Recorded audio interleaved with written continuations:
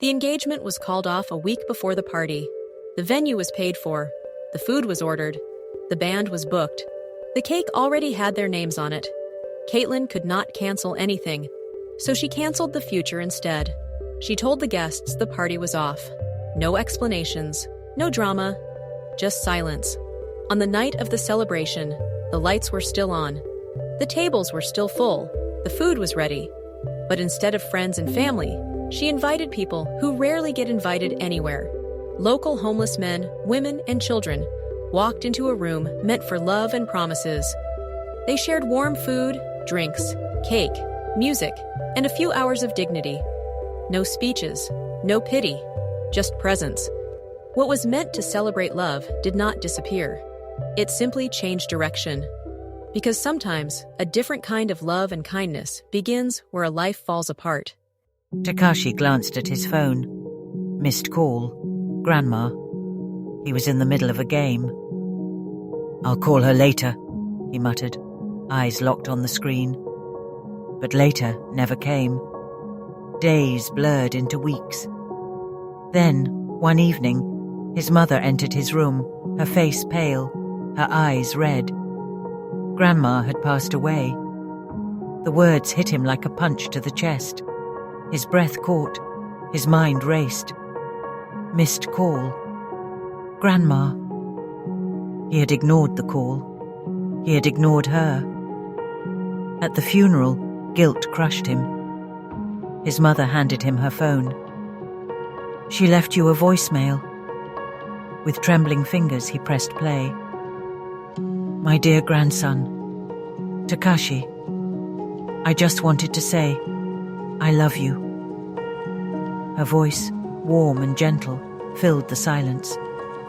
His throat tightened. His vision blurred with tears. He couldn't call her back. He couldn't undo his silence. But he could change. From that day on, Takashi never let a later steal his time with loved ones again. Time is the invisible currency of life.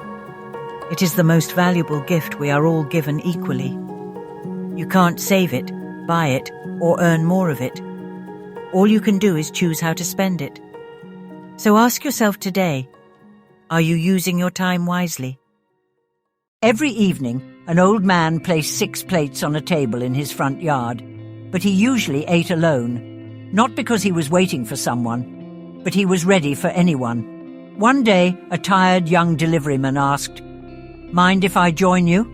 The old man smiled. "That's why the seat is there." The next night, he brought a friend. Then came a widow, a shy foreign student, a single mother with her toddler. Different lives, same food. And slowly, a real human connection began. The old man had once been a chef. He lost his family in a bitter inheritance dispute. So he built something new, a place where no one eats alone. The table stayed full of stories, laughter, open hearts, and second chances. One evening, a young woman asked, "Sir, what's your secret to a happy life?"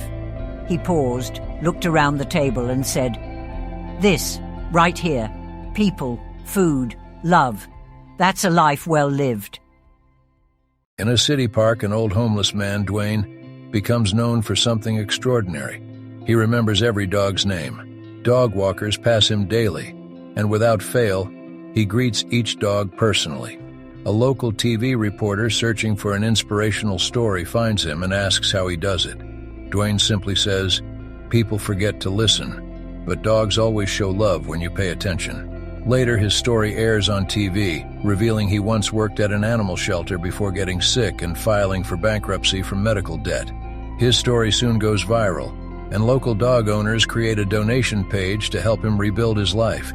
The overwhelming support helps him find housing and a fresh start, but what touches him most is seeing people finally stop, listen to him, and remember his name.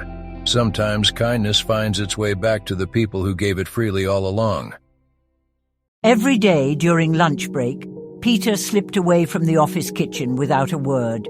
Lisa and her colleagues whispered, "He's antisocial. Thinks he's better than us." One afternoon, while fetching files, Lisa spotted him in the dim stairwell. Peter was crouched on the cold concrete, phone held close to his mouth, speaking softly. On the phone screen, an elderly woman lay in bed, tubes running from her nose and arms. His voice trembled. "I love you, Mama. Eat a little if you can."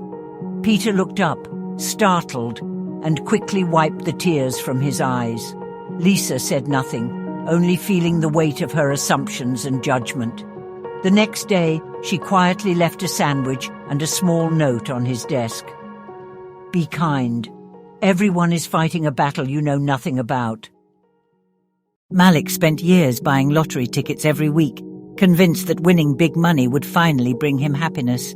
One day, while waiting in line at the store, he saw a frail boy in a wheelchair looking at him and smiling.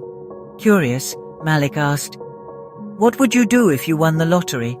The boy replied, "I don't need to. I can still breathe and talk, and I get to live one more day. That feels like I won the biggest prize." Malik froze. All these years, he had been chasing a dream of a life with money, but missed the life he already had. The biggest lottery isn't winning millions. It's about waking up every morning with health, having people to love, and having time to spend. You have already won the jackpot. What you will do with the prize called life is up to you. Greg, a Caucasian American, often teased Raj, an Indian immigrant, for his heavy accent. "Hey Raj, maybe try speaking real English," he joked in the break room, making others laugh. Raj simply smiled and continued drinking his coffee. One day, their manager introduced a new lead researcher. "Meet Dr. Raj Gupta," she announced. "He holds a PhD in artificial intelligence, speaks 5 languages, and has worked with top universities worldwide." The room fell silent. Greg's face turned red. He had judged Raj by the way he spoke, never realizing he was one of the smartest people in the company. After the meeting, Greg approached Raj. Dr. Gupta, I owe you an apology. I'm sorry. I was ignorant," he admitted. Raj smiled and nodded. "No problem, Greg. Intelligence isn't in the accent. It's in the mind." That day, Greg learned a valuable lesson. Never judge someone by their appearance or the way they speak. True intelligence and character go far beyond accents and looks. Late one evening, Mohammed, a tired taxi driver, picks up Agnes, a frail elderly woman with kind eyes and a soft smile. She gives her address and asks, "Can we please take the long way? I'm moving to hospice care tomorrow, and I'd love to see the city one last time." As they drive through glowing streets, she shares memories of love, laughter, and loss. The places where her life unfolded. Mohammed listens in silence, his heart heavy but peaceful. When they arrive, he refuses her fare and spends the whole night driving her for free. Weeks later, he receives a letter. Agnes has passed, leaving him her old car to keep helping people get home. In that moment, Mohammed learns that true kindness asks for nothing, yet gives back more than we ever expect. Kayla in her late 20s met her uncle for dinner looking upset. "Uncle Bob, my co-workers gossip about me. I didn't get the promotion, and now my friends are getting married. Some even have kids. I don't even have a boyfriend. I feel like I'm falling behind." Bob smiled. "So what?" Kayla frowned. "What do you mean? It's embarrassing." Bob looked straight at Kayla and said, "They gossip? So what? People always talk. You missed a promotion? So what? Better doors will open? Your friends are engaged? So what? Their timeline isn't yours. Life is not a competition." Kayla felt the weight lift. Then Bob continued, "When you learn to say, 'So what?'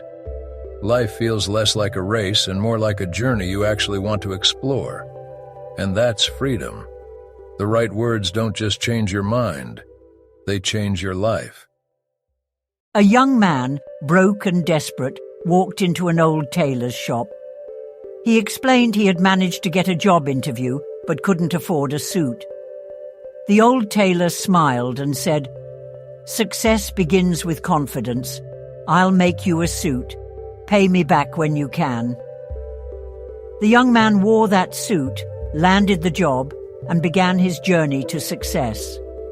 Years later, the tailor struggled to keep his small shop as the building was being sold. On the last day, the young man returned, not as a customer, but as a successful real estate investor. He placed a key in the tailor's hand and said, "This shop is yours forever. I bought the building to thank you for your kindness." A single act of empathy, kindness, and gratitude can echo for a lifetime. True success means never forgetting those who believed in you. Thank you for watching. If these stories touched your heart, please like this video and subscribe for more kindness, life lessons, and timeless wisdom. A life well loved is a life well lived. Until the next story, stay kind.